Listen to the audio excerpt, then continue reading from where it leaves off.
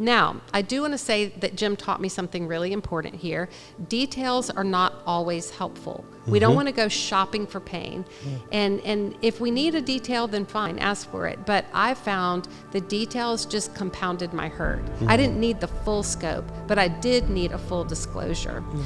And be honest about what you need. Disclosed information is so much better than continuously making discoveries of what else happened. So that's step number one, to even see if repair is possible. And of course, at this step, you're going to start to see there's two types of people and how they receive this. The one type of person is, based on their reaction, they're going to be humble. They are obviously probably going to have to process a little shock of its discovery because no one likes to get caught doing something they shouldn't have done. But watching their reaction will determine so much about how this process is going to go from here.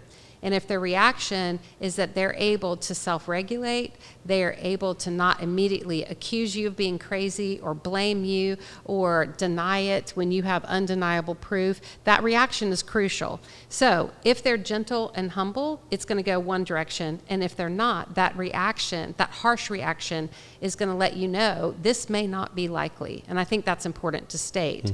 So the second thing that needs to happen is they need to take responsibility for what they've done. And obviously, if it's a situation where it's a compounded situation, like if I've also done something and they've done something, then a discussion can be had about what you've each done. But it's important for the person who has betrayed not to automatically go back in history and pull proof of how you also are not so That's stellar. a quid pro quo. That's a defensiveness, one of the four horsemen that Gottman found of the marital or any intimate relationship. That's a killer of That's one of the ones relationships. I bet I've seen more than anything else. So it is okay to make the request, can we stick with this topic at hand? Can we stick with this offense at hand? It may be that we need to talk about other offenses, but for the purpose of this discussion, let's stick with this one offense. And I think that's important. So will they take responsibility for what they've done? And then will they seek to understand how this impacted you? For me, this is one of the most significant parts of repairing broken trust, because I need to know that at least you will acknowledge that this wasn't just about the act of betrayal. This is about the fact of what it's now cost me, of what it's done to me inside. And so a response that I love is, I recognize how much this has hurt you, and I recognize as a result that you're going to be hesitant to trust me. And I want to say, of course you're going to be hesitant to trust me, you know? And so when the person is that gentle and really does seek to understand how this impacted you, not just what they did, but how it affected you, is really important. And right along with that, acknowledge what this cost you, because there's a cost every time. That's the impact piece, the cost. Right. Is this a $5 debt? Or is this a $5 million debt? What does it cost you? I want to add to it again, back to the person's story. Not just what does it cost you in the moment you've discovered this has gone on or I've disclosed it, but where has it impacted you? Was daddy unfaithful? Were you abused back here in childhood? Just to think in these categories versus this linear or myopic thing, well, I did this and let's keep it on me. I take all couples back through, where did this also, because we know post-traumatic stress happens a lot, discovery or disclosure, but really looking at the person's story. That's layers of impact. I also, in the book, reveal that I went and got my brain scanned because I wanted to know not just the emotional fallout and not just the physical fallout, which there were physical ramifications for deep betrayal. There just were. And there was a lot of emotional fallout, like triggers and you know, things like that. But there was also something shifted in my brain, and I wanted to know what the cost was to me from a brain health standpoint.